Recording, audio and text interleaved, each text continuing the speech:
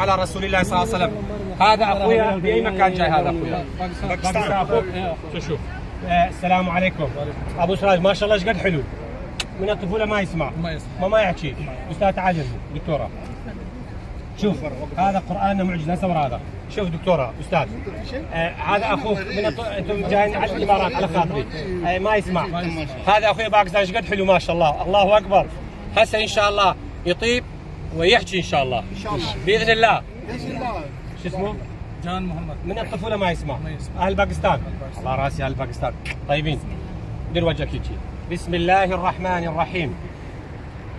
يا أيها الناس قد جاءتكم موعظة من ربكم وشفاء لما في الصدور وهدى ورحمة للمؤمنين وننزل من القرآن ما هو شفاء ورحمة للمؤمنين ولا يزيد الظالمين إلا خسارا.